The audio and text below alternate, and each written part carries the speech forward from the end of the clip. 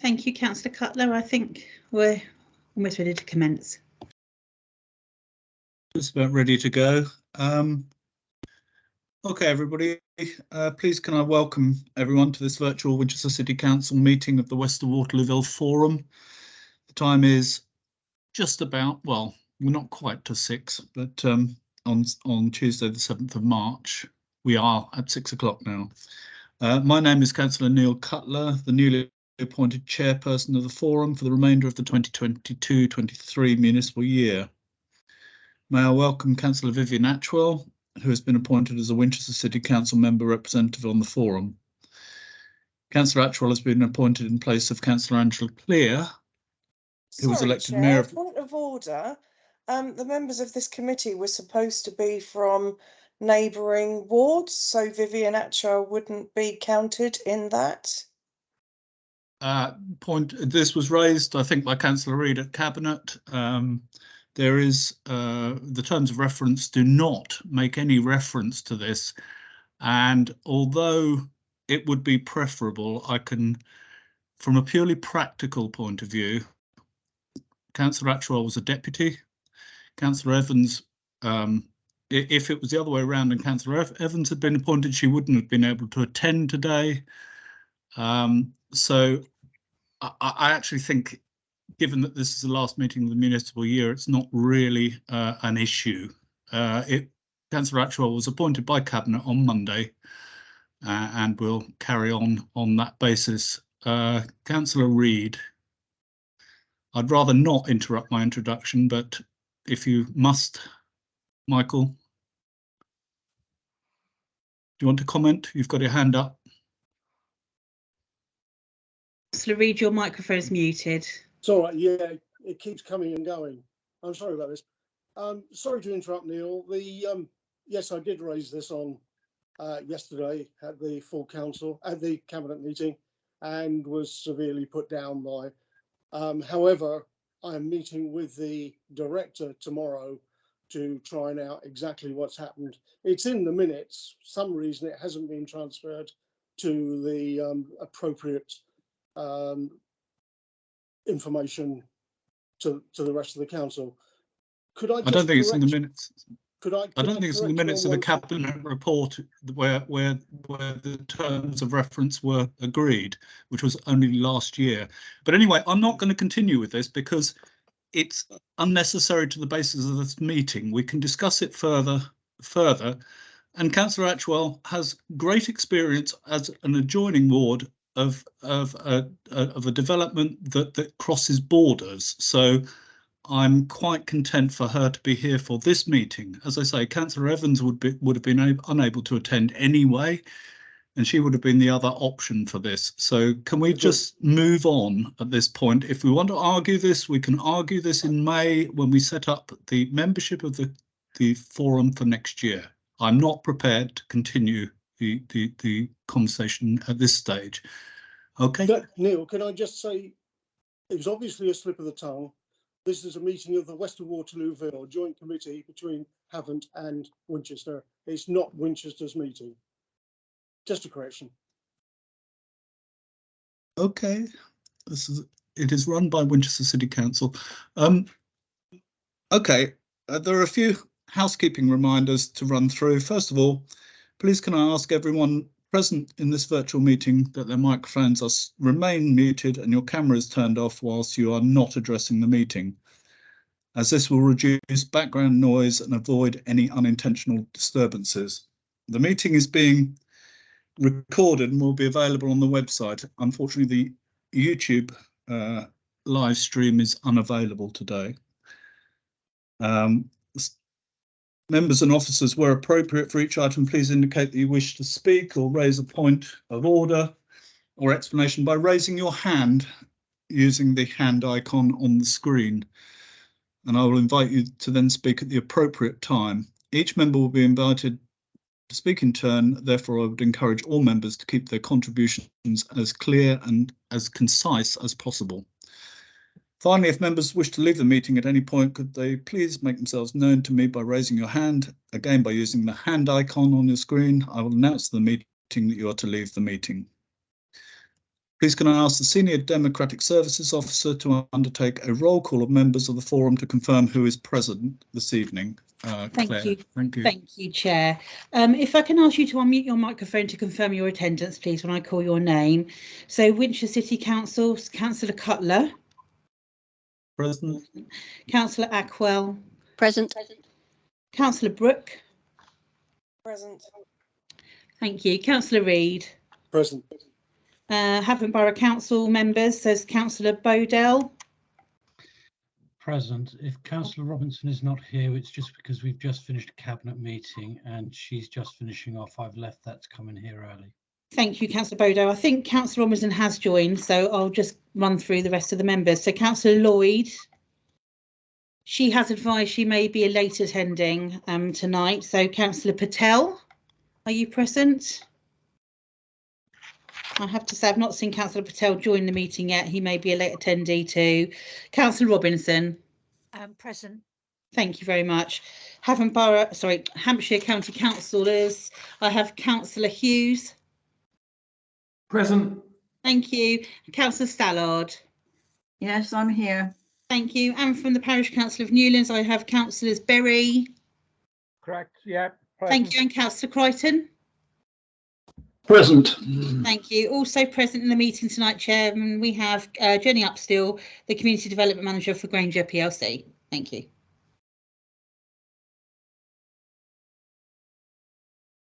Sorry, Chair, you're muted. Thank you. Claire, can you also confirm the names of officers present at the meeting?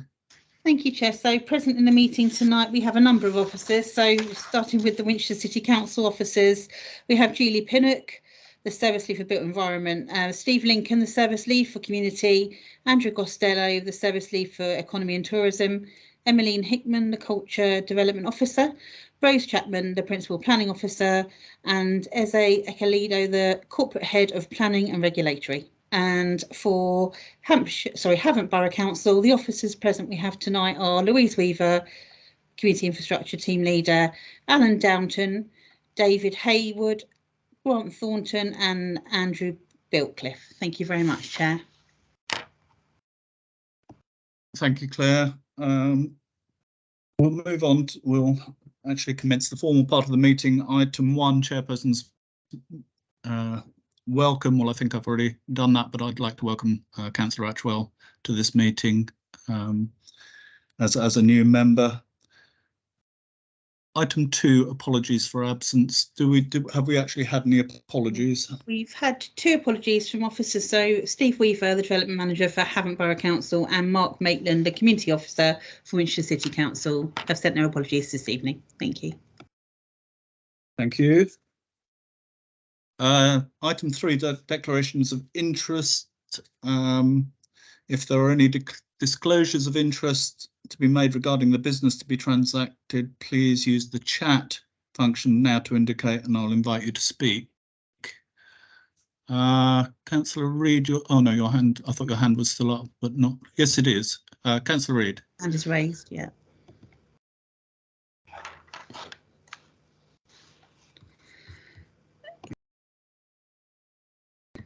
Councillor Reid. Sorry, the machine keeps switching itself off. I'm a member of the Newlands Parish Council as well as the District Councillor. Thank you, Councillor Reid. Are there any other declarations? Councillor Brooke. I need to make the same declaration, Chair, that I'm a member of both. Okay, so Newlands Parish Council is very well represented then today. We'll move on to item 4, the minutes of the previous meeting held on the 1st of November 2022.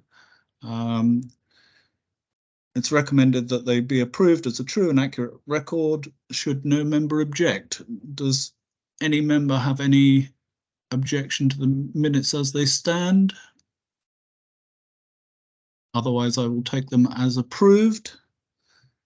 We'll move on to matters arising from the minutes that aren't on the agenda tonight. Now, I do have Andrew Bilt Cliff of Havant Borough Council, I think, is going to update us on the cemetery situation. So, Andrew, could you speak? Thanks. Thank you, Councillor Cutler. Yes, following on from the last meeting when David Haywood said that there would be an update, I've now been focused on this project quite considerably.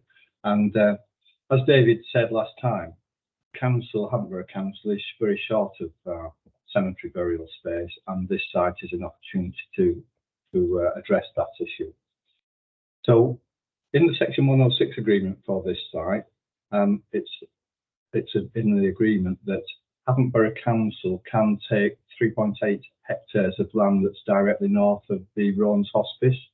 It's a wide open space if you know the site, and that to get that, Havant Borough Council have to get planning approval and Environment Agency approvals for the use of the site of the cemetery by the 31st of March 2024. So we've got about a year to do that, which isn't a long time in planning.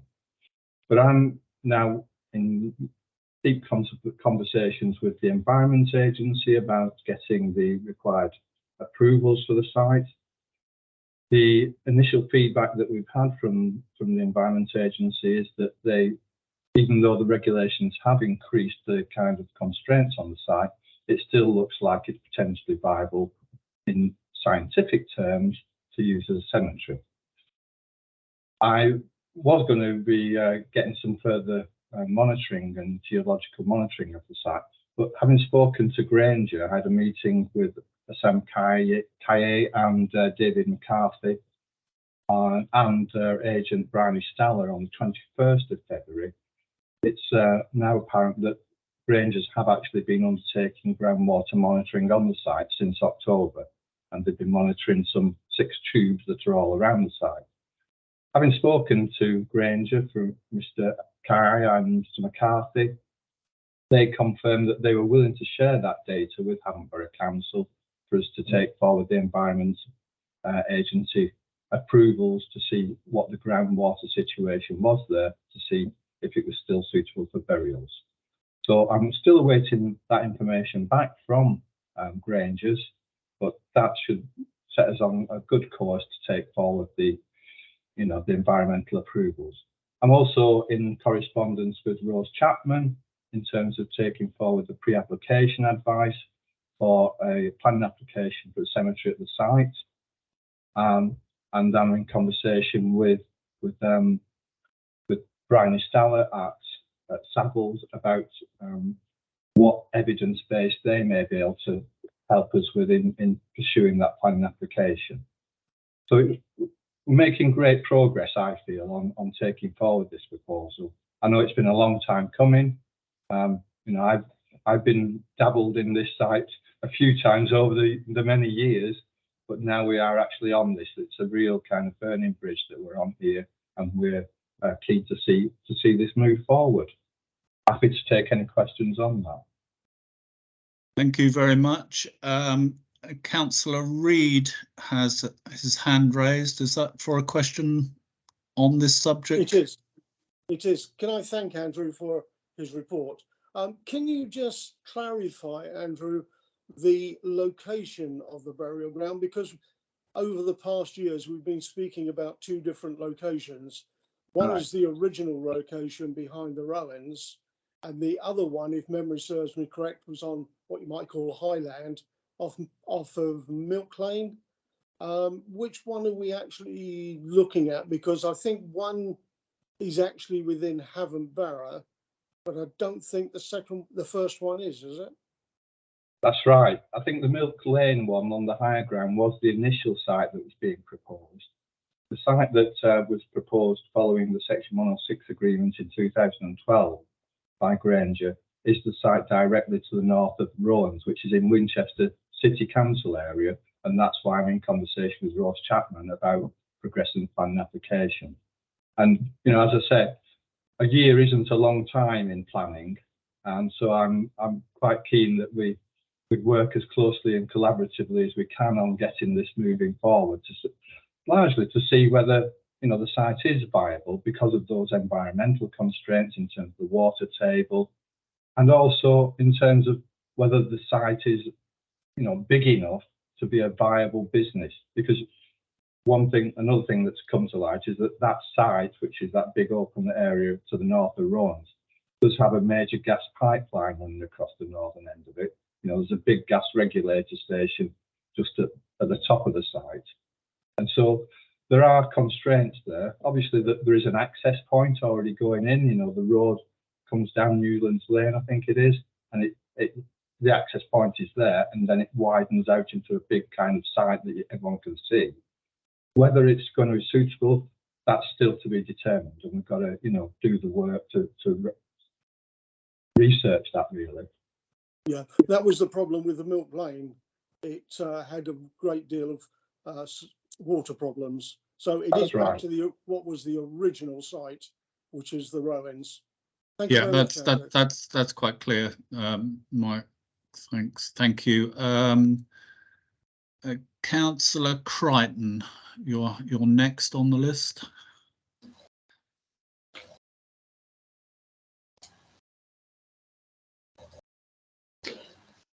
Thank you, Chairman. I simply wanted to raise, as a matter which I notice isn't on here, the question of the outstanding adoption of the open space in the Havant part of the... Sorry, David. Can we just make sure I've finished on questions on the cemetery first before we go on? Sorry, that's fine. I'll wait till then. Councillor Hughes, your hand is up. Is that on the cemetery? Yes, it is. Yeah. Okay. If you could go ahead, then, David. I'll bring you in after we've finished the cemetery discussion. Thank you very much. Good evening, everybody. Andrew, I'm aware of 2 environmental agency surveys of that particular site, done probably, I'm guessing, 5 and 7 years ago, that determined that both the site was viable. Now, has anything changed in terms of the Environment Agency regulations that suggest that now it may no longer be viable? Thank you, Councillor Hughes. My understanding from the Environment Agency is that they are stricter in terms of burial depths and potentially the space between each burial plot. Now, my initial contact with the Environment Agency is that, subject to their rules and regulations, it's still viable.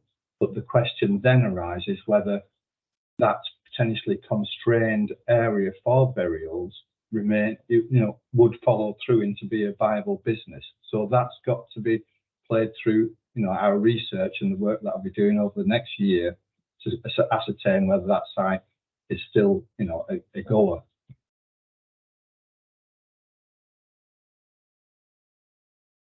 Councillor Hughes, have you got any further comments on that, or are you content with the answer?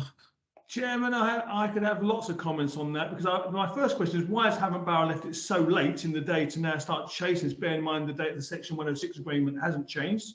It's always been March 2024. Secondly, we're aware of commercial companies out there are desperate for cemetery land to build and operate cemeteries. Therefore, there is a viable business case, I surely suspect. And I just don't understand why they prevaricated for so long. Mr. Beckliffe, have you got any comment on that? It's a difficult one to answer from your perspective. I think there's been a significant change in the council's position, in that up until the last couple of years, we did have the potential to expand Warblington Cemetery in Havant. Now, that land potentially was going to be an extension to the existing cemetery. However, that land has now been reused, or is going to be reused for nitrate mitigation, and so as it's now got another use, it can't be used as a potential burial ground extension. So that's a significant change in the last 18 months, 2 years. In terms of why it's taken so long, that's not a question for me. I'm now on this, and I'm tasked to make sure that this happens. Chairman, I may just have one final comment, if I may. Yes, go ahead. Thank you very much. I have had separate meetings with Granger over the years, and they have made it quite clear that if the cemetery was not to go ahead, they were very keen to look upon that land as suitable development land for further housing. So they're quite keen for the cemetery not to go ahead and have additional housing on those sites. Me personally, I think we should have the cemetery on that site, but that's Gary Hughes' opinion of the world. Thank you, Councillor Hughes, for your contribution. Are there any other questions on the cemetery? Well, thank you, Mr. Biltcliffe, for your report. It's been very useful to know where we are with the cemetery. It's been one of those things that has come to this meeting quite frequently, and it's useful to know that there will actually be progress within the next year, and I hope you'll be able to come back and keep us appraised of progress. Thank you very much. Chairman, may I make a comment on this, please? Yes, David, I don't want to extend too long, but no, go ahead. I simply want to point out two things. One is that when the question of the cemetery use was being discussed, contrary to what Councillor Hughes has said, which may have been raised at one stage, my understanding was that what we had agreed is that if it is not used as a cemetery, it will be left as wild space and not to be developed for housing. Whether that's changed since any discussion, can I also ask Andrew if it is correct that Havant has now got no further options as far as cemetery development is concerned? I have discussed this with a gentleman who runs an undertaking service. We have a plot out at Warvington Cemetery, and the professional view, I believe, is that Havant is going to be in deep trouble fairly shortly if they can't find another site. Well, I think I'll allow Andrew to respond to that, but I think it's fairly clear from the report that Havant are seriously appraising this within this next year. They only have the year to do it. We will get the results. Any discussion about an alternative use of that land, I'm sure, will be fairly strongly debated in this forum.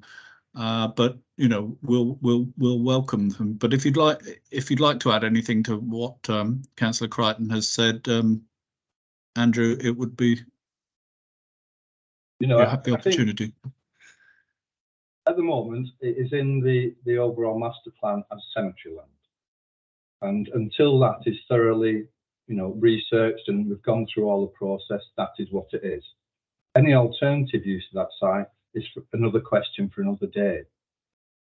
In terms of the cemetery provision that we've got, councils do not have to provide cemeteries legally.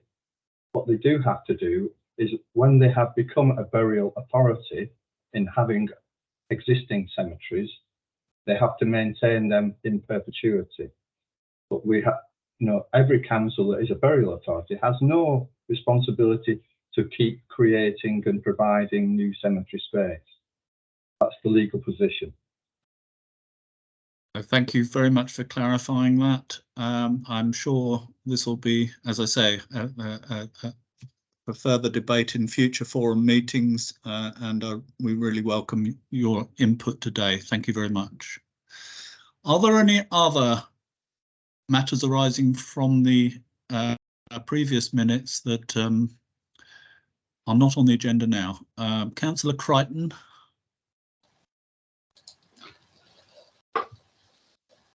Thank you, Chairman. As I started to say earlier on, I wanted to raise the question of the public open space in Wellington Park, in the part owned by Havant Borough Council. Members will be aware that I have raised this on a number of occasions previously, as although Havant has a Section 106 obligation to take this on and has been looking at it for a while, there had been no progress until now. I have had a reply from Havant within the last week to say that they are now in negotiation with Taylor Wimpey. And if that is the case and it's moving, can I raise an issue that was actually brought to me by one of the residents and that is to do with the failure to replace tree and shrub planting along the Old Park Farm stream. Planting along there was hit by the drought a couple of years ago, and a lot of replanting needs to be done. And the reason I'm raising it now is it is in the part of the land which will fall within Havant Borough Council's area if they take it on. And can I ask the Havant representatives to make sure that in their discussions with Taylor Wimpey, as part of that adoption process, they make sure that the remedial work is actually undertaken, so that the landscaping should be put back to what was originally promised. Are there any Havant officers who could respond to that? Or can we just note it for the minutes if there is no one to respond? Yes, is that Elizabeth Lloyd? It's Councillor Lloyd, yeah. Oh, Councillor Lloyd, yeah. Sorry, it doesn't come up as a councillor for me on the list. So my apologies. That's okay. I'm from Havant Borough Council. Yeah. Yeah. Would you like to respond to this? I can't at the moment because I'm not aware of it. Haven't been made aware of it before now, but I certainly will take it away. Yeah. So it's the failure to plant along land that is Havant Borough Council's by Taylor Wimpey, and that land is precisely where? As the Old Park Farm stream, I think Councillor Crichton said. If I can comment on that, it's the section of the Old Park Farm stream from the Hambledon Road down to a part of the way around Angus Way, where the boundary comes with Winchester. And the area that needs to be done in terms of remedial work is entirely within the Havant part of that. I can. Yeah. Okay. Councillor Lloyd, I can give you further details offline if you want. Yeah, that's probably the best idea. I think Louise Weaver was going to comment. Yes, if I could, thank you, Councillor. Yes, I've recently had a conversation with Craig in our estates team, and he's been updating me on the progress of the transfer of the land. And before Havant would take on any land, there would be an inspection process, and any original planting that had failed would have to be replaced with suitable sized planting prior to Havant Borough Council taking on the land. That just regularly happens when we take on open space land. Thank you. Thank you for that. I think that issue has been sort of raised and clarified. If Councillor Lloyd liaises with Councillor Crichton on the detail of it so that she's aware, it would be very, very helpful. I'll move on now. Councillor Reid was next on the list for a matter arising, and it needs. Thank you, Chair. I'm assuming that Jenny Upstill will update us on the northern allotments and the Stakes Hill roundabout. I didn't see it in the report. Well, it's something that can be asked within that report. I think it's matters arising that aren't on the agenda, so we'll take it at that point if that's okay. Yeah, that's fine. On page 10, the last paragraph before the resolve is from yourself. Is there an update on that element? Clarification was necessary to carry out the review to employ a resource. Sorry, which on page 10? On page 10, the paragraph above the resolved. We have a verbal update coming on the arts panel, so I'll leave it until that agenda item because it's there for Andrew Costello's here to update on that. Okay, I'm asking for questions that aren't on the agenda. Yeah, on page 11, and it's something I probably should have raised when we were doing the minutes, and that's my fault. The Toby Ailing on that last sentence, it says 250 homes on the Winchester part. That's a bigger figure than I remember being spoken about on the night. I thought it was 100. Now, I think either Julie or Eze may be able to respond to that. If not, we'll take that question away and check it. Julie? Chair, I think you're right, Chair. I'll have to take that question away and just check it with Toby. I can't remember the figure he gave at the moment, but I will feedback that back after this meeting. Okay, if we can minute that as an action point from the meeting. Do we have on page, sorry, I've gone through this, on page 12, the first paragraph, is there going to be an update on the Havant Barrack plan? Because obviously the location of Havant Barrack and Winchester City being so close together, one affects the other. And it would be nice to know that we're working in unison rather than possibly against each other. So is there going to be an update on the Havant element? Chair, with your permission, we did have an update at the last meeting. In addition to Toby Ayling, there was a representative from Havant that gave an update on their local plan position. Yeah, that was November.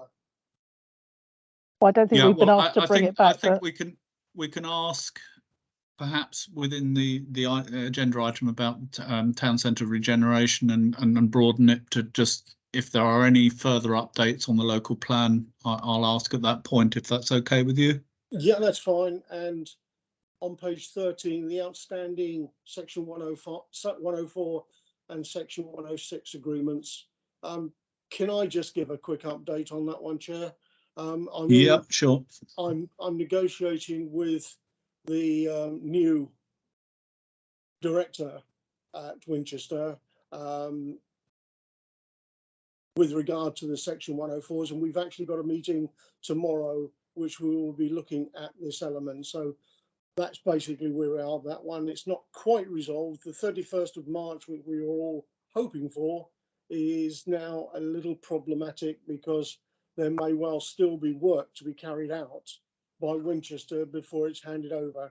The only thing I will say that Taylor Wimpey's have indicated their concern at the state of the land that they handed over in good condition is now probably not quite as good a condition as it should be. But that is all going to be sorted out tomorrow. Okay, thank you for that. I'm glad to say that's it, Chair. Thank you very much, Councillor Reid. Councillor Berry, do you have any matters arising that aren't on the following agenda? Yeah, we've been saying for the last couple of meetings about signage, welcome to Newlands, and we're supposed to have an update on it, and there's nothing on the agenda. I think you'll find that there is something in the report, the Granger report, and I think if we there is something about signage in there. Were we talking about signage in the whole area or signage? This was Winchester going to put them on their roundabout and up at by Darnell Road. Okay, are there any officers who can comment on that? I know it's mentioned in the Granger reports. Steve Lincoln, please.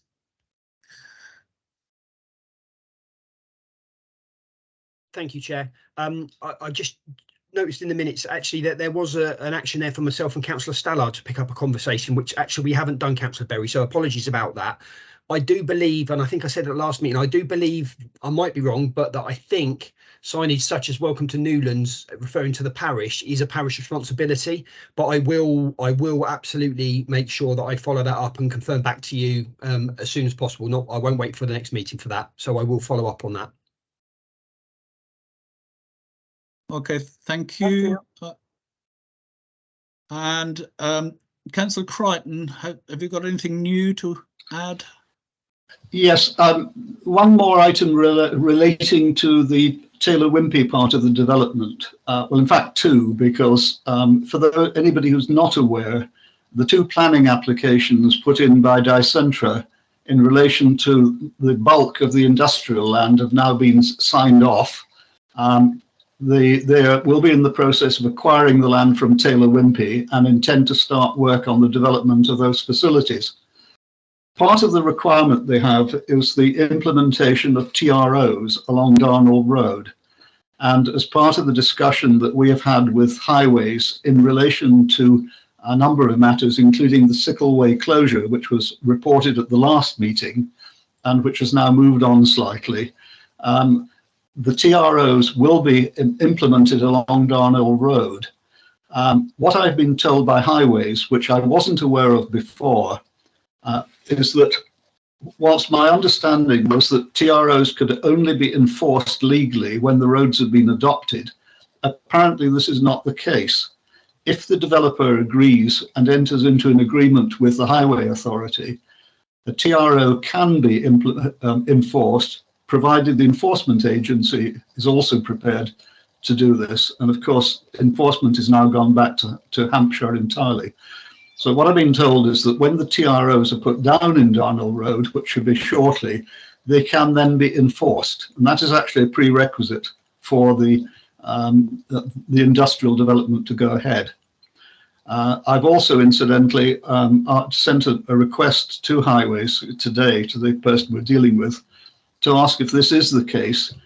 Then Granger will be interested in possibly entering into a similar arrangement because of the problems that they have, particularly outside Bearwood School, with the absence of any enforcement.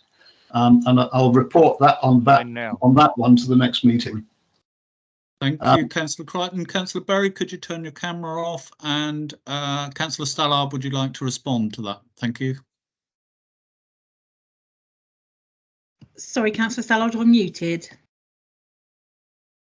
I'm sorry, Chairman, I can't raise the iconic hand on my screen because it's not coming up on my menu. I've got to wave my hand physically.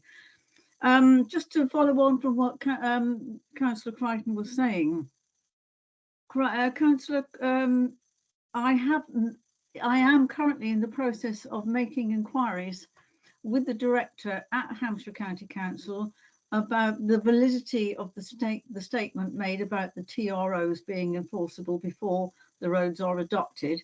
And that issue is not yet confirmed, but it is being taken up and investigated by the Director of Highways, but it's not yet been confirmed. Thank you. That's very, very helpful. And when it is confirmed one way or another, it'll be very useful to know as soon as possible. Thank you, Councillor Stallard. Are there any other items to raise arising from the previous minutes? No, in which case we'll move on to item 5, public participation, and I have received a request from Rebecca Marsden to address the forum under the public participation agenda item. Rebecca, you have 3 minutes to address the forum, so if you'd like to unmute your camera and microphone to make your deputation. I will hold it to the 3 minutes. Thank you. Thank you, Chair. So I'll start with the priorities, see them, although I probably have more than 3 minutes, but I'll send that on in writing. Drainage and sewer issues continue to impact on residents, and this has now resulted in Wellington Play Park equipment being removed, which is a loss to community facilities for families and youth especially. Teens still congregate there but have nothing to do, and behaviour has deteriorated when there has been no issues here previously. My partner purchased a family home with the use of a pleasant children's park in front of it, but the state of the area now is devaluing to his investment and the residents' quality of life, immediate environment and socialising facilities for families with children. It was provided as part of the Section 106 agreement, and this park should be reinstated. However, the foul sewer continues to flood the children's park when there is a normal seasonal amount of rain, but this year it also occurred in August. This is not helped by the foul water and contents reaching the stream with enough volume to cause the stream to overflow its banks onto the park and spread the pollution even further. This reaches our front path, which is especially concerning as our entrance is flush with the ground and I am a transplant patient who is immunocompromised. Yet every few months we live in the environment of a toilet, unable to exit onto contaminated public paths or open my kitchen, bedroom, hallway windows due to the sewage and airborne contamination risk directly outside, which is not being dealt with properly. We could not let our spaniel exercise as usual, and she was confined to using the back garden during the day, which is not usual for her. This stress triggered a series of fits through the night from which she could not recover. Holly is a very much missed pet by us and by many other residents who grew to love her. It is completely unacceptable that this has continued for 6 years unresolved, occurring between 2 and 3 times a year for residents. I brought the issue to the forum in 2018 and was assured by a councillor that they would act to help the issue. In fact, what occurred was also unacceptable. They contacted Southern Water case handler for my private residential complaint and advised them not to provide me with any further information.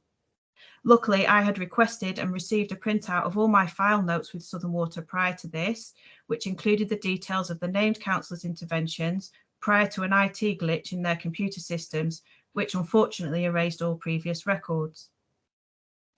I have observed a CCTV camera inspection of the drains, which took place. However, no drainage plans of the development had been submitted to refer to and compare at the time by Taylor Wimpey. Since then, residents, including myself, had an on-site inspection visit from Southern Water managers in December 2022, who lifted covers and also reported high volumes of surface water in the foul drainage system, and still a lack of drainage plans submitted by Taylor Wimpey to Southern Water. I am aware that a meeting took place between Taylor Wimpey and Southern Water regarding this matter on the 6th of January 2023. I am also aware of the opinion of Southern Water submitted to Winchester regarding the development and drainage capacity with its deficits already on the existing network prior to any permission to build and the requirement to carry out an upgrade prior to building. This was not done. Capacity on the network has since been required for Bearwood, Carpenter's Fields and Taylor Wimpey, the industrial sites completed and yet to be, all which time capacity was assessed, they were not completed. My question remains, how did due process, including for planning, building control processes and any application to Southern Water to connect the drainage for the development to the mainline network take place without drainage plans being submitted to refer to by Taylor Wimpey to Southern Water?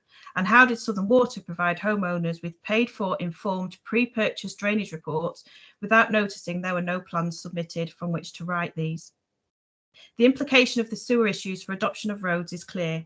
Despite what has been misleading communicated to residents who have and still are purchasing their homes under the assurance that adoption will be completed. Bearwood are on a private Ofwat licence to LEAP, which was SSE, not Southern Water public adoption of drains. 3 minutes, Chair. Which I gather from Hampshire standards has considerations for adoption of roads. There is no section. Could you wind it up and Sure. conclude? I think we've got the gist here. Sure. There is no section 104 signed for Taylor Wimpey adoption of drains. How can a 12-month inspection period then be completed? How can roads be adopted when the accepted standard is not been satisfied? I would question who's motivated to fix the situation, and this only impacts on residents. Please, could the bond be used if Taylor Wimpey are not taking action to ensure roads are available to be publicly adopted? There are many other issues that this relates to, including Sickle Way closure, which I haven't got time to go into. Okay, well, I will send it on. I will. Thanks for your question. We in terms of the play area, there is an agenda item here, but I'd first like to give members opportunity to ask any questions of clarification to Rebecca. Councillor Robinson, I think your hand is raised. Yes, but mine's not a question. Mine was to give some clarification on the play park area. I can't speak about the sewage. Would you like me to do that now or leave it until we discuss I think the we'll play wait park until later? the agenda. We'll wait till the agenda item on the play park. Yeah, I think I can give, it's slated for then. Okay. Yeah, very clear update. Okay, Councillor Lloyd, your hand is raised as well. It's really for clarification of anything that Rebecca has asked on here. Thank you, Chair. Rebecca, hello. Councillor Elizabeth Lloyd here, Havant Borough Council. Hello. Are you in Havant Borough Council or Winchester City Council? Haven't. Okay. Can you tell me your email address so I can contact you? I don't actually use my email address for matters usually, but if you give me yours, I can use somebody else's. Yeah. Yeah, if you could drop me a line, then I can be in contact with you. So I'm Okay, great. Elizabeth.Lloyd, LLOYD, at havant.gov.uk. What's your surname, Rebecca? Marsden. Marsden. Yeah, Marsden.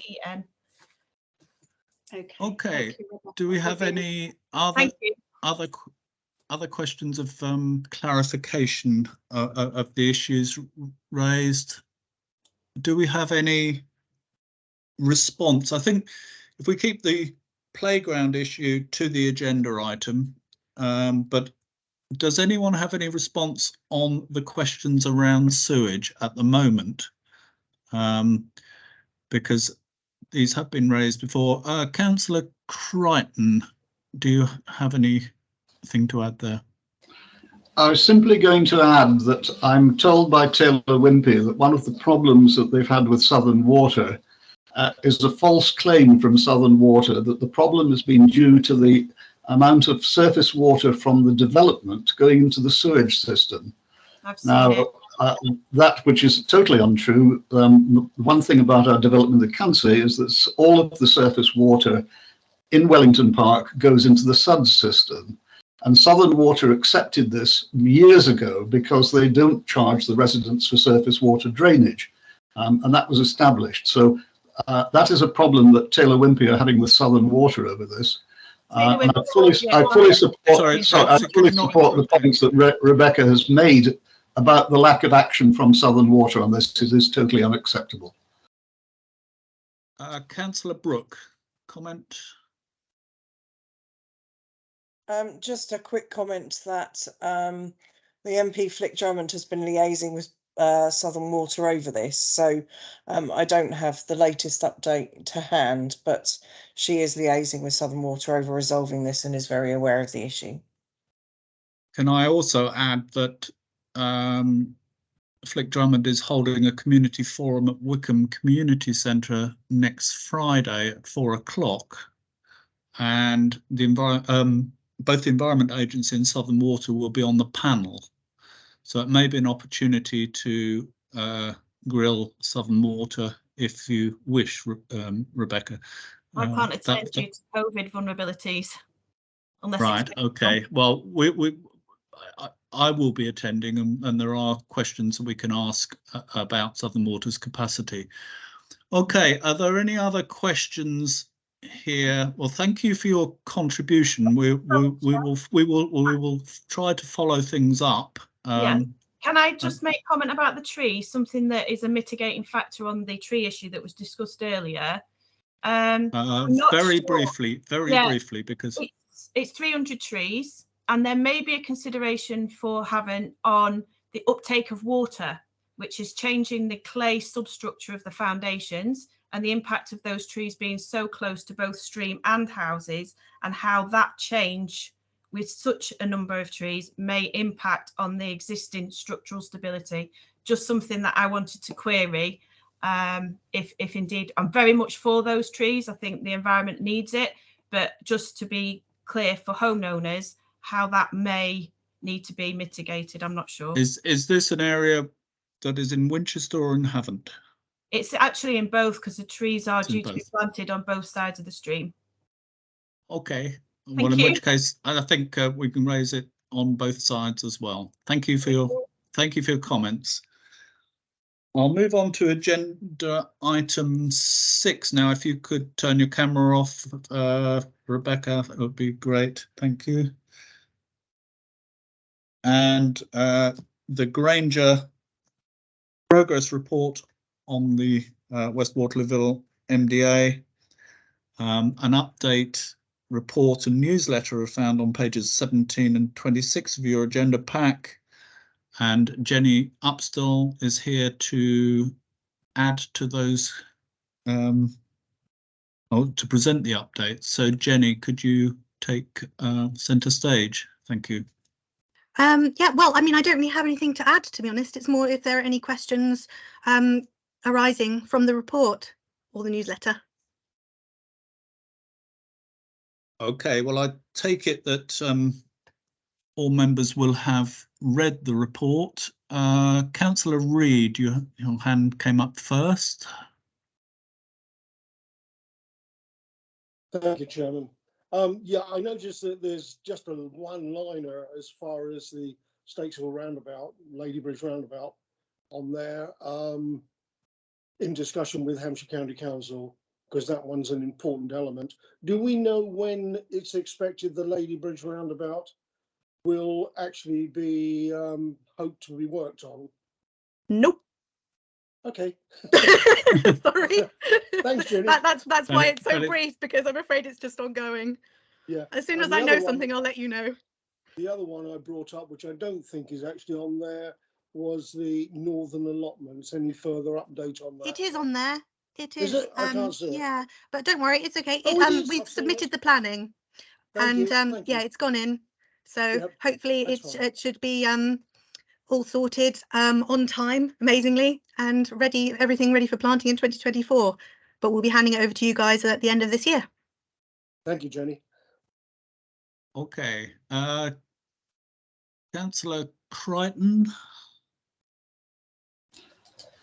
Thank you, Chairman. I'd just like to add something to Jenny's report. She's probably aware of it, but it's not in the report. I had a discussion today with Beverly Staller from Stables, who contacted me yesterday in relation to 2 more planning applications which have a bearing on the development. She is going to come to the next full meeting of the Parish Council, which happens to be our annual meeting, to present these, and I hope it may be of some interest to some of the residents.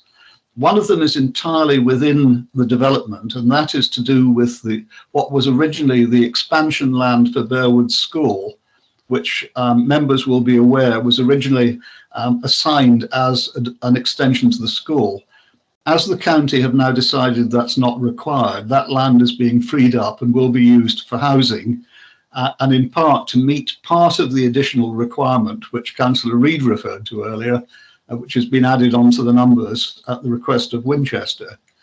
The other one is even more interesting. It's actually the Blue Star site, which is part of Granger's land, but is entirely within Havant, and is not actually technically part of the NDA, but is contiguous with it. And it is of interest to this forum because the access to that, I gather, is going to be through Laxton Lees in phase 1 of the development. David, sorry, yep. Can I just stop you there? Given that we haven't presented this to you yet and that planning applications, etc., haven't been given yet, would you mind if we address this at a later date? I'm just concerned that you might be passing on false information potentially. That's all. No, this is sorry. This is information that I discussed with David, Brian earlier today, and she agreed that I should raise at the meeting. Stage. Could you leave it there? You raised the issue of the other the additional land at Bearwood School. I think there is obviously a concern there that Jenny has expressed that she will report back when there is more information. That's right. No, I was simply mentioning this as it was raised with me today. I did ask whether I should raise it at the forum meeting tonight, and was told that I should do. Okay, right. Fair enough. Yeah, I just want to make sure that you're all getting the correct information. That's all. Yeah, that's fine. Okay, fine. Thank you. Any further questions then?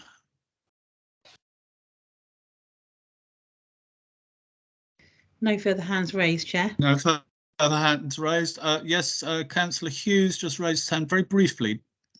Yes, sorry, very quickly. Jenny, nice to hear you on your voice. In your report, you talk about Stakes Hill roundabout and Southern Access Road. Are we talking about 2 separate roundabouts here, or one roundabout and you got the name wrong? It's 2 separate areas. It's just they're kind of linked in the discussions.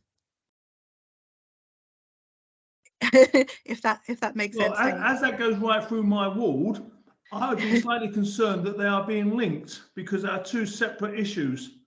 Yeah, it's more to do with the fact that they're both under discussions with Hampshire County Council at the moment, rather than that they are linked in terms of the actual development of the two.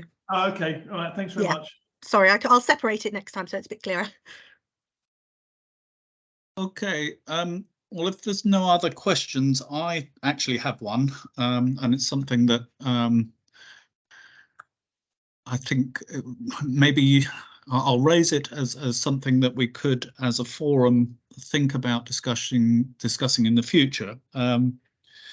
You raised at the bottom of the first page of the report the Great Big Green Week partnership within Havant Climate Alliance. One of my concerns over time has been that this development was master planned a long time back, and anything coming forward now is probably not reaching the environmental standards that we would wish as a council, and I think as many of the residents would wish. And I'd be interested to know how Granger were going to address the issue of upgrading, building to higher environmental standards than the original plans, EV charging, and alternative heating of housing rather than gas. So I don't know if Jenny, you've got any comment on that. Probably a bit unfair to drop this one on you now, but I do think it is something that we as a forum should consider. I realise there is probably no planning process that would allow imposing higher standards, but Granger always talked in terms of building a long-term sustainable community, and circumstances have changed quite dramatically since we started this process. So I just wonder if you had any comments, or anybody else in the forum had any comments on that approach. Well, Jenny. I can tell you that there's definitely been various meetings around it, particularly with areas like the local centre coming forward.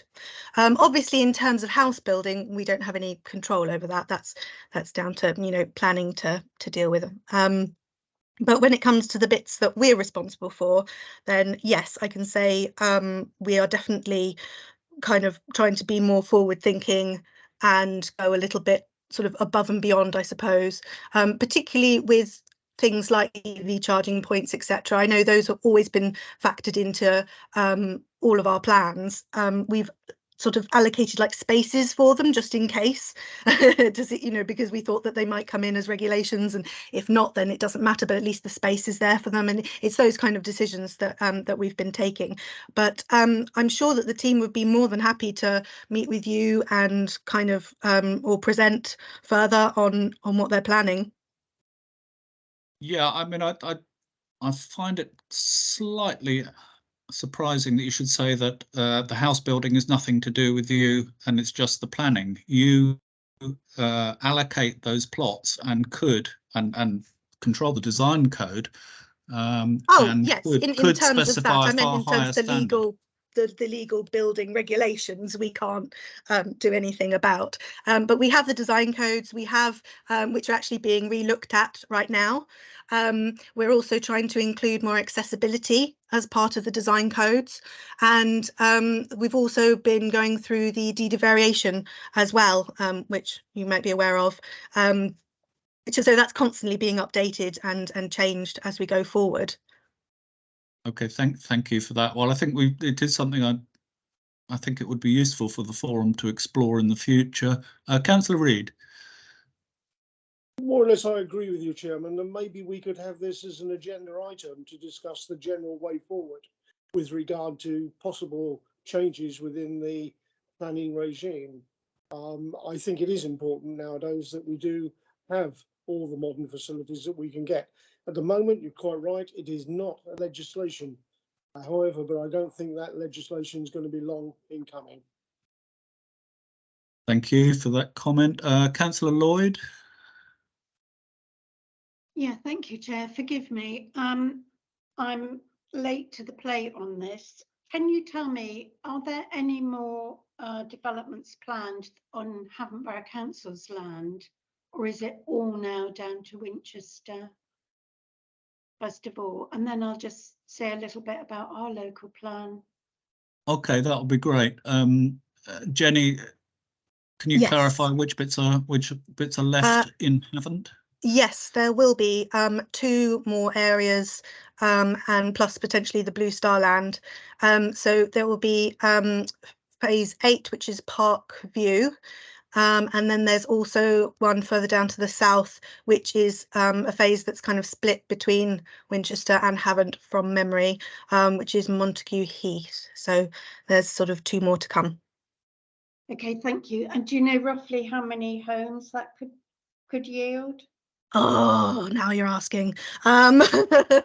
It's a few hundred. Few hundred. Okay, Yeah. thank you very much. Yes, we are in the middle of producing our local plan. We're at the Reg 19 stage of production, which is, you know, sites and also policy. And we feel, although we've yet to agree, but there is a great feeling due to the consultation that took place on our local plan at the Reg 18 stage, meaning the stage where we are going to produce a local plan, what's important to you, residents. And the overriding message came out that people were concerned about climate change, the environment, the homes in which they live, etc.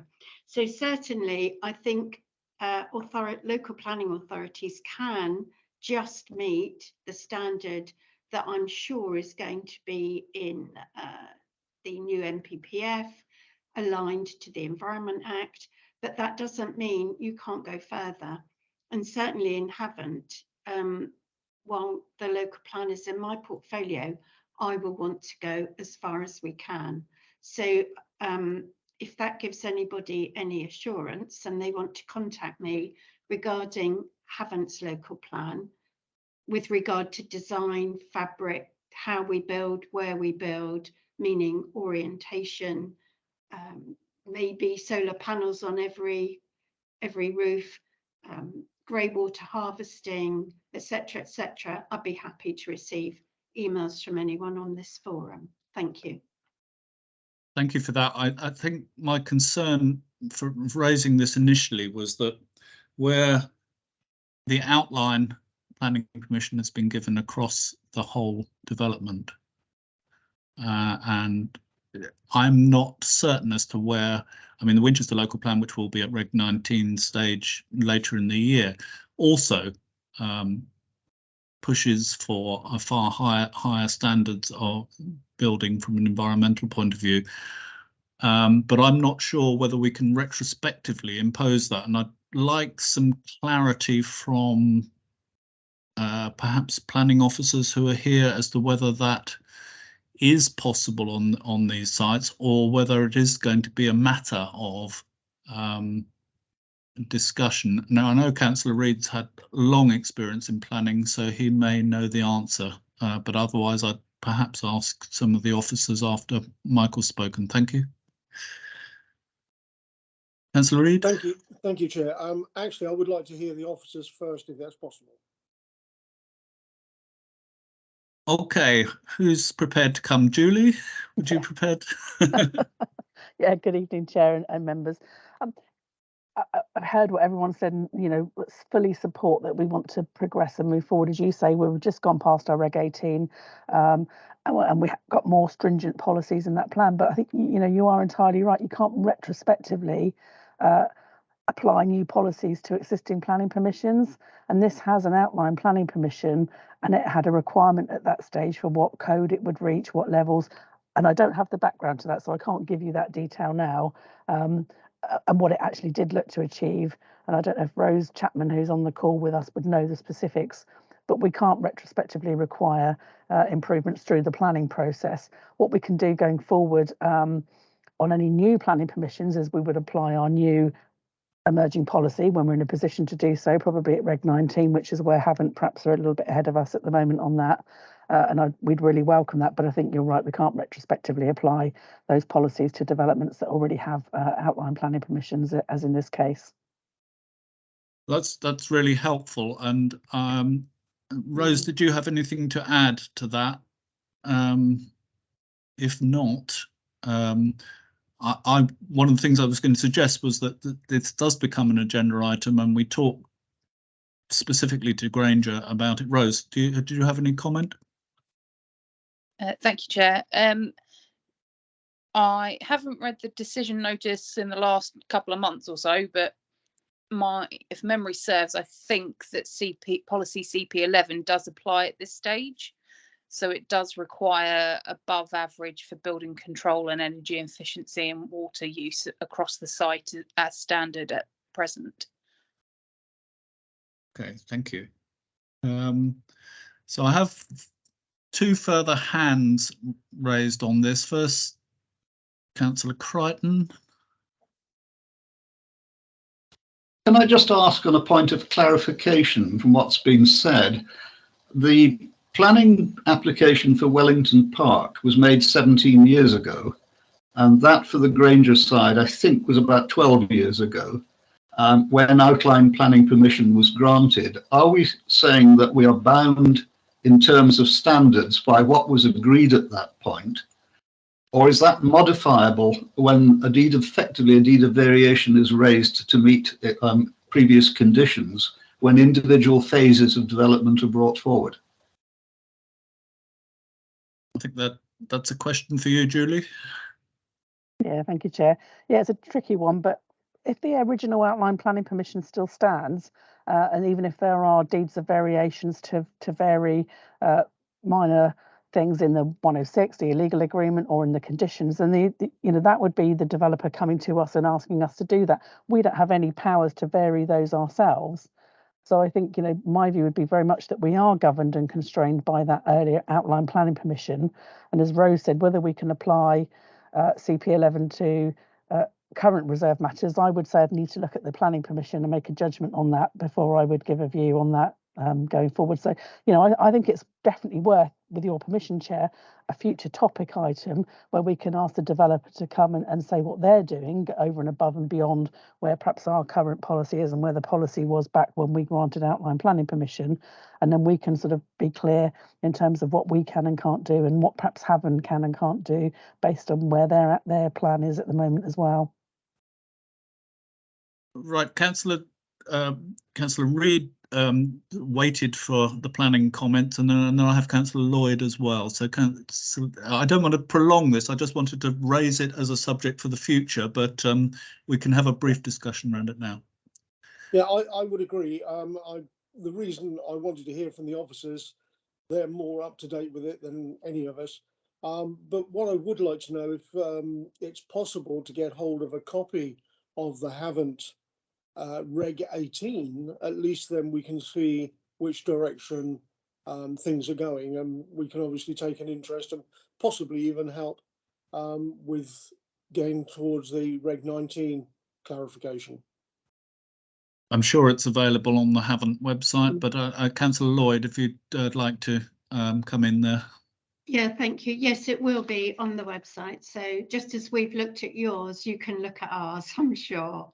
I just wanted to say to Julie, thank you very much for clarifying the fact that the outline planning permission really stands. Yeah, that's something we all need to think about for the future, isn't it? When do we give planning permission, under what standards? But I think that's a very good idea. That we have a future topic where we hear from the developer about the standards they're willing to build to. Thank you. And thank you, Councillor Atchwell. You have your hand raised. Yeah, thank you. Oh, you've just muted yourself. Yeah, thank you, Chair. I just want to go back on the officer's report, if that's okay. Yeah, that's fine. That's fine. Obviously, as I'm new to this committee, can I just ask the newsletter? Is that how do the residents get a copy of that? Is it put on the website or? It's printed and hand delivered to every household, and then it's also put on the website as well. Okay, brilliant. It mentions in here about public consultation on the plans for the shops and amenities. Any idea when that meeting might be? I can't give you an exact date, but it should be within the next few months, I believe. Okay. We're hoping Brilliant. for. All right. Thank you very much. Thanks. Thank you, Councillor Atchwell. Are there any other comments on Jenny's report on the Granger update? Well, thank you very much. We'll move on to the next agenda item, which is item 7, which is the arts programme update, and we'll have a verbal update from Andrew Costello or Emmeline Hickman, or both of you. I don't know which approach you're going to take, Andrew. Thank you very much, Chair. Thank you very much, Chair. And good evening, forum members. And as the Chair says, we have Emmeline Hickman also on this call this evening, who's our Cultural and Creative Sector Development Officer. Just to say thanks to the forum for the opportunity to bring forward this verbal update on the public art programme. For those of you, you'll recall at the last meeting, it was agreed that we would appoint an expert agency to work with us to review the existing public art programme and deliver a new public art programme.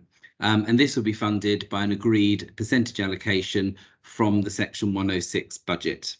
I can update the forum to advise that since the last meeting, we've worked with colleagues in the procurement, legal and finance teams to develop the necessary procurement paperwork. And Emmeline has tested the principles of that contract through our procurement portal, for which we have received a positive response, which has assured us that we will be in a position to secure a suitable partner going forward. In terms of budget, our finance team have recently invoiced our colleagues at Granger for the Section 106 payments in relation to the milestones of 500 occupation and 1,000 homes occupation milestones, less the agreed payments to Granger at the last meeting, plus indexation. Combined with what was remaining in the budget for the Section 106 fund, we have in the region of £212,000. As we know, there are 2 further milestones in relation to the Section 106 agreement at 1,500 and 2,000 homes. And based on an anticipation of indexation and potential build-out periods, we could be potentially looking at something like £500,000 total public art fund. So based on that, we will be procuring an agency funded from the existing Section 106 funds, with also considering the funds that have recently been invoiced to Granger.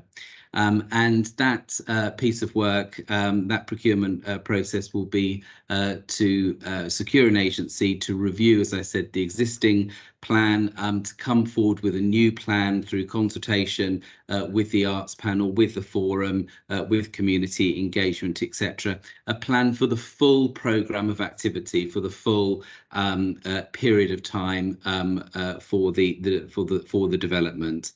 And then from subject to then approval, then that agency would be responsible for then delivering public art within the agreed plan, within these first 2 phases that we've achieved. So they'd have around about £170,000 budget to do that. The timeline in terms of the appointment of an appropriate agency is that, subject to agreement that we can do this procurement during the pre-election period, for which we're waiting for the monitoring officer just to confirm that point. But subject to that approval, we would be looking to appoint in the summer, with the anticipation of a draft revised plan coming forward in the autumn period of time. So that's sort of an update on where we are in terms of the public art programme going forward. But looking back, I'm also pleased to confirm that those of you that be familiar with the Gateway installation, I can confirm that in the last few weeks, our colleagues in the NERT team have replanted soft planting on that gateway. So 4 hawthorn whips have been planted on that installation, and a watering schedule, a maintenance schedule is in place. The long-term maintenance and management of that planting remains to be confirmed, but I have been asked to advise the forum that whilst the hawthorn whips are suitable for the gateway installation far more than the previous planting arrangements, we do need to be aware that we're looking at around about 10 years before that is fully established. And other than that, Chair, that concludes my update. Thank you, Andrew. That's a very, very comprehensive update. Any questions? Any comments that anyone wishes to make on the programme? Councillor Reid. Just to say thank you to Andrew for that comprehensive update, and we look forward to seeing the growth starting shortly. Thank you, Councillor Reid. And Councillor Crichton. Question to Andrew. I'm delighted to hear that the Star Gate We've lost you. use. It's very unfortunate when the original planting failed. Can I just ask if that is going to be monitored for about a 10-year period? Is that a responsibility that will be maintained by the City Council, or will that be passed to the parish as a responsibility? I can start to answer that question, but I see Steve has joined as well. That the responsibility will pass over, but Steve, you're in a better position to respond to that, I think. Yeah. Sorry, if I might just add. No, you've gone again, David. You've muted. You're muted. That's fine. Sorry, I simply wanted to add the other complication is that it actually stands within Havant land, not Winchester land. So I'm just wondering what the long-term plan is to make sure that that is maintained and well, flourishes over a long period of time. I'm sure we can find a solution, but Steve, do you want to comment? Yeah, I'm sure it does. And to be honest, Councillor Crichton, your final point there was one that I wasn't completely aware of. So that probably complicates things slightly, but I'm sure we can find a solution. It will be maintained for the moment, I think, by the City Council. We've put that bit of planting in. It's not going to be especially onerous, and so that's something we can just look after to make sure it gets established. I think in the long term, then clearly it would sit with responsibility would sit with whoever takes on the long-term ownership and guardianship of that piece of land. So I think we all have an aspiration that would be the parish council in the long term. So that would be our aim, would be to work towards that, and it would be part of that transfer of land. So if it proves more complicated than that, then we'll address that when we get to it. Thank you, Steve. Well, I'd like to thank you, Andrew, particularly for getting this process moved on so well. It has stalled for quite a while, and I think this is a good solution, and we'll be in a strong place by the end of the year to have a really robust plan. I think that's the important element of it. So thank you very much for attending and for presenting. I'll move on now to item 8, which is Winchester Town regeneration, and a verbal update from Alan Downton from Havant Borough Council. Thank you. Hello, Chair. I'm going to ask my colleague Grant Thornton to lead on this. Thank you. Okay, thank you.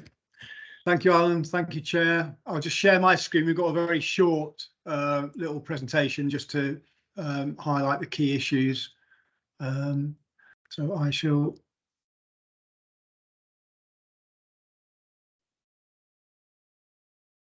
pop that there. Is that visible to people? It is. Yes. Good.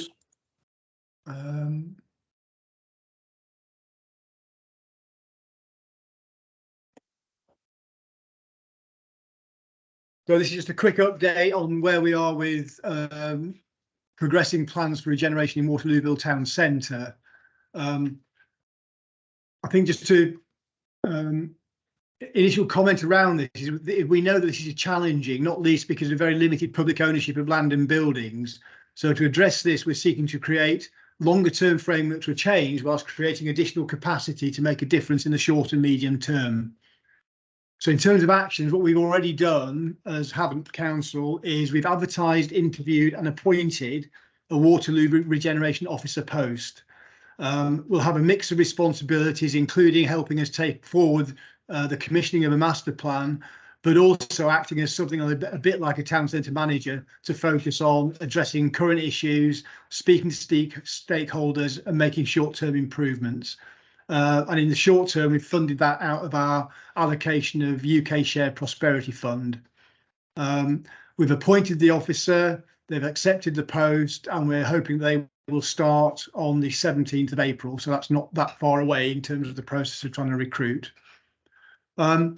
We've also commissioned a specialist via an agency for a 3-month period to help us devise and carry out an engagement framework for businesses, landowners, wider stakeholders, and then later in the process residents to help inform development of the master plan.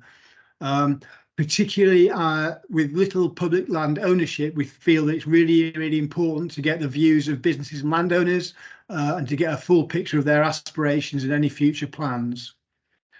We've also been taking action, particularly with the police, to tackle antisocial behaviour.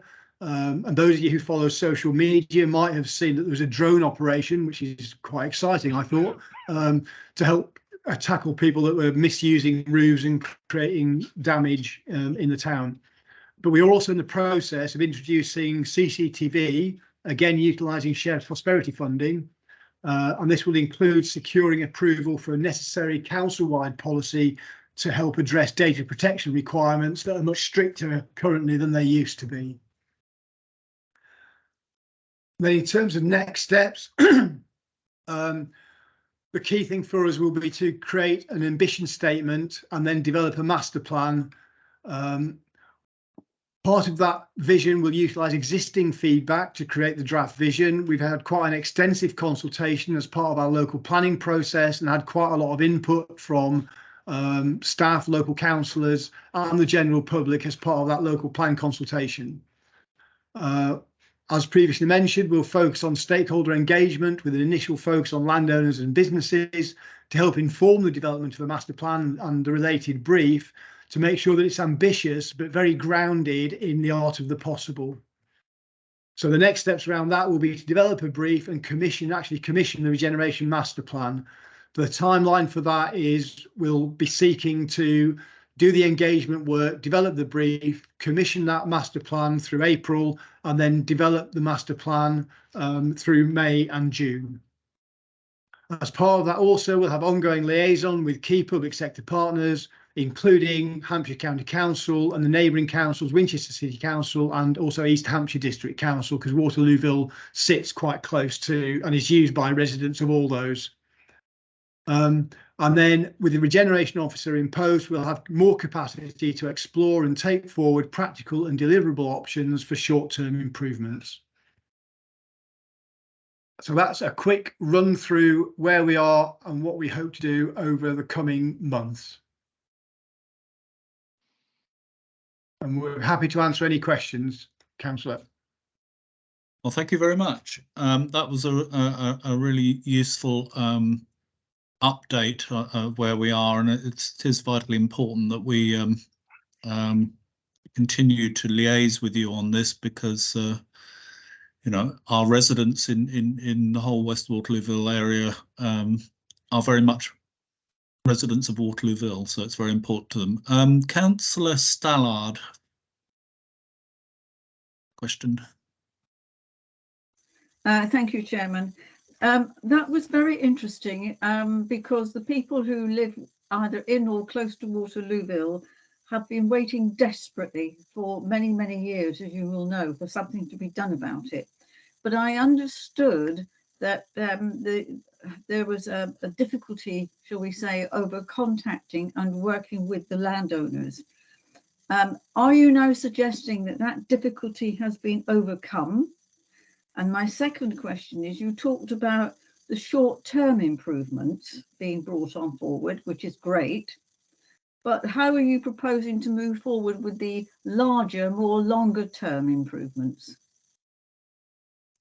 Okay, if I could answer that, please, Councillor Stallard.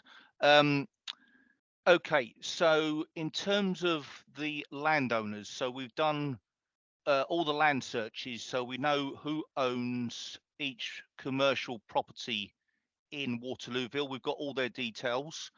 As you will be aware, there are 3 big landowners, 2 of which we've approached, and 1 we are still awaiting some discussions with.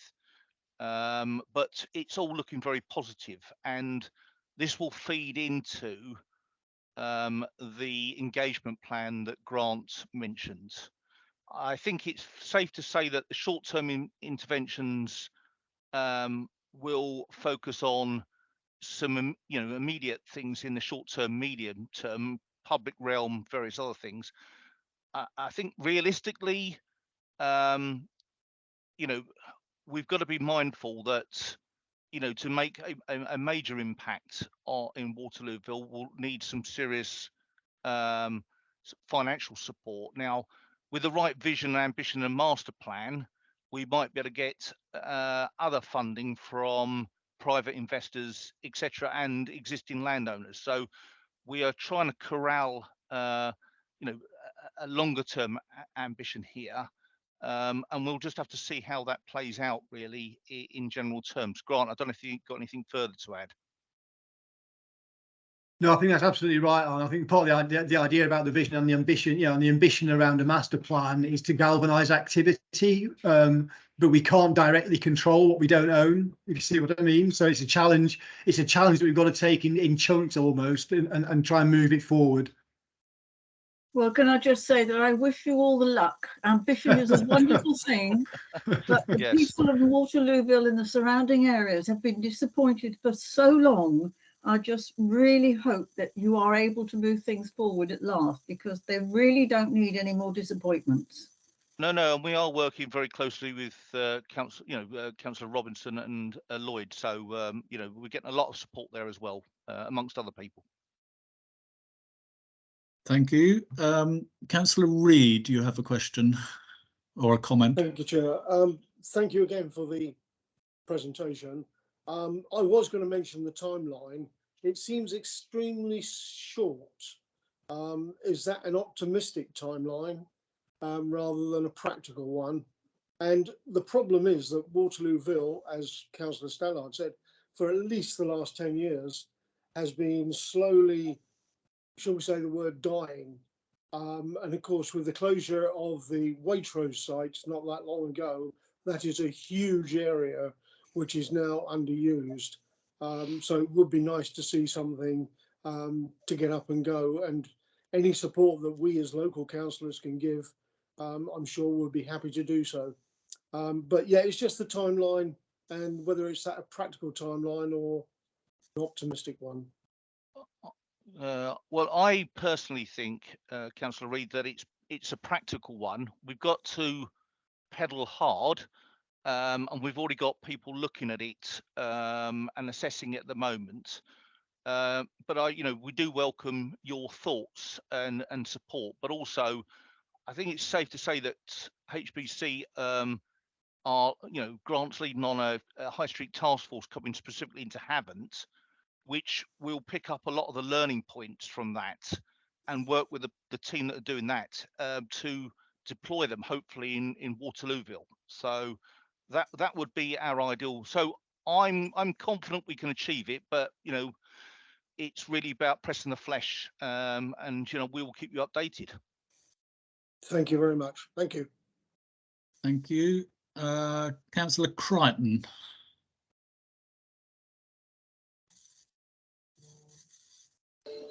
Thank you, Chairman. I was to note within the list of stakeholders that Newlands Parish Council is not included. Is that a deliberate or is it an inadvertent one? I ask that simply because Newlands is now coming to the end of its first 4 years in operation. We represent a large proportion of the quadrant of Waterlooville and are keen to work with both the Havant Borough Council as the primary stakeholder in this, and also obviously Winchester, we being the nearest part of that. And I also have an interest as the former chairman of the Waterlooville Community Forum. You're quite right, so the comments have been made particularly by Councillor Reid that we've been pushing for a long time to get something done. We would like to make a contribution to this as much as we can, but I'm just interested to know whether the intention is to involve the parish council at all, or whether, as was made clear by some of your colleagues from another department at a recent meeting, whether the opinion of the parish council is that it's effectively a part-time authority. Sorry, I'm a little bit vague on that, but I'd be interested to know whether we can make any contribution to this. Thank you, David. Mr. Thornton? Yes, if I could respond. I mean, we've spoken, David, and had a very positive conversation. So I didn't specifically put down the parish council, but that's not it meant to be exclusive. And I think that alongside the key stakeholders and landowners as part of this first phase of engagement, we'll definitely want to speak to you and to the parish council. I would also suggest that Denmead Parish Council is also a stakeholder in this, because Denmead residents use Waterlooville town centre. So that I know it's difficult when we as an authority always parishes are there, they're part of the authority, whereas for Havant you're less used to it. But I would urge you to keep in contact with them as well. Thank you. Are there any other comments? Any more hands? I see none. Well, I'd like to thank you both for coming along. I know it's been a bit of a long wait for you to make your presentation, but it's really useful to the forum. It's a key part of our role, we feel, is this liaison, and it's really appreciated you coming along. Thank you very much. Thank you. Very helpful. Right, can I move on to item 9, which is the removal of the Wellington Park Playground, referenced by our public participant Rebecca earlier, and Councillor Crichton requested that it be on the agenda, so could I ask him to introduce, or is it to be an introduction from an officer? I'm not sure. David. The reason I asked for this is that I think everybody is aware of the situation. Rebecca has made extremely clear to everybody the problems that have arisen. Now, we're talking about the one portion of open space in Wellington Park that has already been adopted by Havant. And along with that, there was the installation of the play area. We know what's happened recently. First of all, one of the major parts of it was taken away, we presume for repair, a climbing frame. That wasn't repaired. But when the last sewage overflow took place, the rest of the equipment has been removed. And at the moment, my understanding is there is no intention of replacing that. And I'm simply asked, I raised this after discussion with Taylor Wimpey's implementation manager, because their position on this is that that playground was provided under the Section 106 commitment, along with a commuted sum to Havant to maintain. And either their view is, apparently from their legal department, is that either the playground is restored, or Taylor Wimpey will be looking for the return of their commuted sum and any of the equipment that's still available. That's simply a statement. I'm not making a judgment on it. Well, thank you for that, David, that introduction. Haven't councillors or officers, Councillor Robinson, would you like to comment on it? Thank you. Yes. In terms of Taylor Wimpey wanting the equipment returned to them, they don't. So I'd just like to make that very clear. We all know the reasons why it was removed. Part of it was sewage. The other part, of course, was the fact that the equipment that was installed was very, very poor standard equipment, and it actually became a health and safety risk. So that, alongside the sewage, I don't know whether the sewage helped it to rot. But just to be clear, the location of that play park, right next to a very, very busy main road, was never, ever ideal. And just to make it clear, we will not be reinstating it back at that spot. I, as the portfolio holder for communities, which includes sport, leisure and play parks, can never endorse having a play park as close to a main road as that one is. Thank you. Newlands Walk.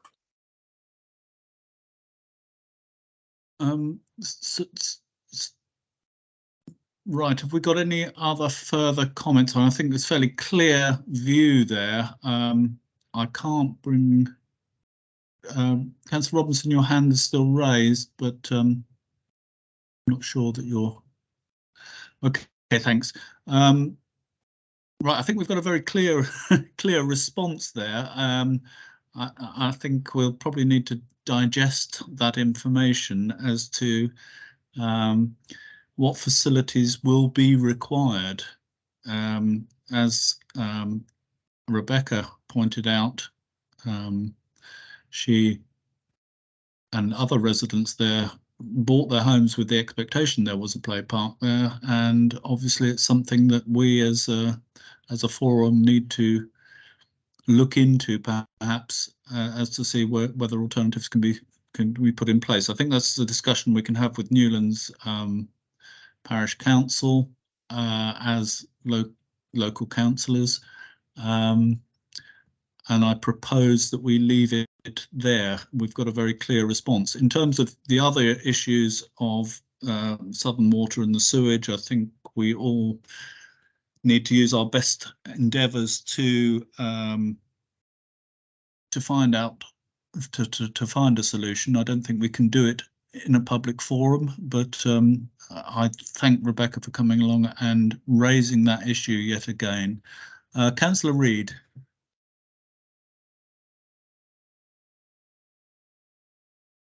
Your hand is raised. Yes. Yes. My pen's a dual one. It has a rubber and I keep pointing the pen at it. Chairman, just to make it very, very clear, the objection that I made to that on the original planning application was that it was adjacent to the B2150, which is our busiest road in the area apart from the A3. So I've always had some questions over it. However, I think there is a little concern, I understand, from residents, and we must see how we can sort of rectify that in conjunction with Havant Borough Council. Okay, thank you for that contribution. I don't think there's anything more to add on that subject at this stage, so I'll move on to any other business. Does anyone have anything else they wish to raise? Councillor Reid.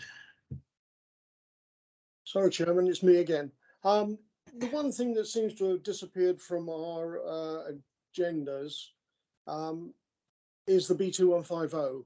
Some 4 years ago, we asked the County Council if they would do a full assessment of the B2150 in its entirety, from the boundary with Denmead up to the Asda roundabout, rather than doing isolated projects as and when. I think there needed to be some sort of assessment before we get all the houses and all the transport infrastructure there. I know that Councillor Briggs managed to arrange a site meeting with the county, but however, due to the shortness of space of time that we were given to respond, which I think was 2 days, it became obviously impractical. Is it possible that one of our 2 county reps can take this one up again? I think it's still very important for not only the residents of the MDA, but obviously of adjoining the beer estate as well, because traffic is building up quite badly at Sunnymead Junction, as well as on the Asda roundabout itself. So is it possible that one of our county councillors could pick this one up and start to run with it again, please? Yeah, I can understand your frustration with this one. Councillor Clear and I had a meeting with the Strategic Transport Planner, ostensibly for a meeting covering the Winchester area, for a meeting about a junction at Wickham, but we did have the conversation that there were concerns, and from my ward point of view, two concerns. One was the effect of Wellborn on the A32, which was a cross-border one for him. He worked in the Winchester district for Hampshire County Council, and the other one I raised was the B2150, and did ask him to talk to his colleague covering Havant. But obviously it's something that our Hampshire County councillors, I hope, can take up. Councillor Robinson, you've got a comment to make. No, I've actually got a question, Councillor Cutler. Okay. So I thought AOB was the ideal time. So you're going to have to excuse me for my ignorance in such matters. But I am actually a little bit confused because the last few forum meetings I've attended, it was Councillor Clear that was the chair. I think it was the last one, the one before. I was made vice chair, which was fine. And I suddenly, now you're the vice chair, and no, sorry, you're the chair. Is that correct? Oh, sorry, you weren't here for the introduction. No, Councillor Clear. the very first Councillor, yeah. So yeah, can sorry. you tell me what happened? Can I clarify? Councillor Clear has become somewhat early due to the resignation of the past mayor, has become Mayor of Winchester, therefore cannot sit on committees. The constitution of the forum is that the forum is chaired by a Winchester City Councillor, and the vice chair is from Havant. So I have replaced Councillor Clear as the chair, and Councillor Atchwell has replaced Councillor Clear as a member of the committee. So that's the situation. It'll probably be confusing again, Nick, because after May, of course, we'll start again. Yeah. And who knows where we'll be. But yes, I've got the role for this one meeting, right, as it stands at the moment. Obviously, okay, in the new municipal year will be somewhere different. Yeah. Okay. I was like 1 minute late, and I thought, right, and in 1 minute I must have missed something. So, but thank you for clarifying that for me. Sorry, I should have clarified it when you arrived at the meeting. I'm going to ask Councillor Stallard to respond on the question of the B2150 traffic management, and perhaps, I don't know if Councillor Hughes is still here, he could comment as well. But Councillor Stallard, please, first. A very brief comment, Chair. I was simply going to say that this should be put down as an action, I think, for seeing as Councillor Briggs has initiated it. I think it's very appropriate that she continues to take it forward and works in closely with Councillor Hughes. Okay, I don't know if Councillor Hughes is still on the call. Councillor Hughes is still here, Chair. This has been a long-running discussion in relation to the B2150, and if you recall, the traffic assessment for the MDA going back to 2012 identified 23 junctions that required consideration and deliberation and possible rectification and amendment as the build phases were completed and various trigger points were set. Now, I don't use that road every single day, but I use it very frequently, and if you catch it at the wrong time, yes, it's unhelpful. If you catch it at the right time, you zip through. And you can say that about almost every other road in this borough, possibly in Winchester. You go through the middle of Winchester at the wrong time, you can walk fast and you can drive. So I'm not quite sure what people are hoping to achieve by a review of the 2150, other than you coordinate and synchronise those adjustments to the junctions that have been identified in the traffic assessment. And I have no issue with that. We're trying very hard over here and the Purwood side to ensure that whatever happens at the Stakes Hill roundabout is consistent with the needs rather than trigger points on the MD8, and equally the Southern Access Road and the impact that will have on the local Purwood traffic. So I'm very grateful for somebody suggesting I take this forward. However, I will cease to be a county councillor in 8 days' time. So at that point, I look forward to the person taking it forward and identify the resolution. Thank you. Thank you, Councillor Hughes. Councillor Crichton, is it? Yep. Got a comment? Yes, thank you. I'm simply going to say that I take Councillor Hughes' point very well, and incidentally wish him every success for the future and thank him for all the work that he's done over the long time he's been involved. It's been a pleasure to work with you, Gary. You're absolutely right that there are plenty of roads that do have problems. The problem with the B2150 is that issues keep arising. There are two more that have been added to the pot since the previous discussions. One is to do with the intended closure of Sickle Way and the effect that's going to have on the traffic flow coming out of Sunnymead Drive. There are a number of you who will remember way back when the late Councillor Jerry Shimbart raised this as an issue, so you can tell how long ago this was raised, in that once Sickle Way is closed, which is still the intention of the Highway Authority, even though we are questioning it, traffic coming out of Sunnymead Drive, which is going to come into the estate, is going to have to turn right. And that junction is already very, very difficult. And a proposal was made a way back to put a mini roundabout in there. So that's simply one of the issues that needs to be discussed. And these are the sort of things, you're right, it is to do with junctions all the way along.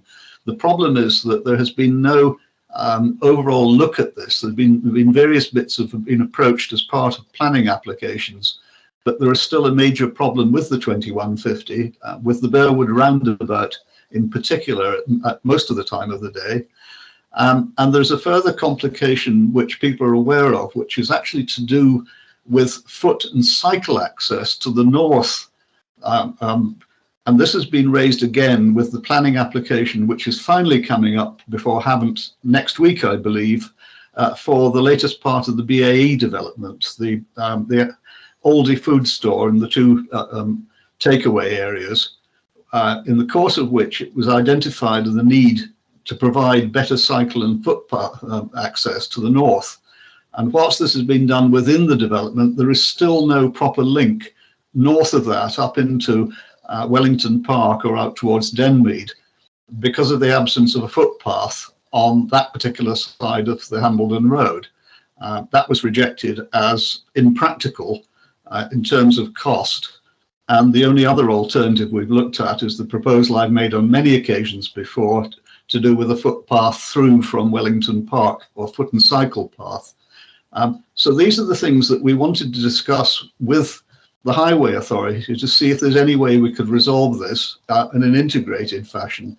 And that's been the situation for some time. Councillor Reid looked into it, Councillor Clear and Councillor Cutler have followed it up, but we failed to get any action from the Highway Authority. And I know that Anne Briggs has put a lot of work into this as well. So I really would like to see if we can get some sort of movement on it before we have any further problems. Can I suggest that we minute that as being a firm action that the forum would like to see? I know that doesn't actually move it forward, but it's there as a record that is something we need to approach, and perhaps we need to talk to Councillor Briggs and see where we can go. I can understand Councillor Hughes would be reluctant to be further involved, and I'd like to echo Councillor Crichton's thanks to him for all his contributions to this forum. If there's nothing else, any other business that anyone wishes to raise? I see no hands, so in which case I'll call the meeting to a close, and thank you all for attending, and I think we've had some pretty good discussions throughout. We'll take note of the comments made by Rebecca at the beginning, and we'll follow up on both the playground and the sewage situation. And we also have, just to sum up, for future work to do on sustainability within the future development as a key part. We're continuing to work on consultation on the Waterlooville town centre regeneration. So there's plenty of work for the forum going forward. Rebecca, you have your hand up. Not normally allow further public participation. If you can keep it very, very brief before I close the meeting, I'll allow 20 seconds. Thank you, I appreciate it.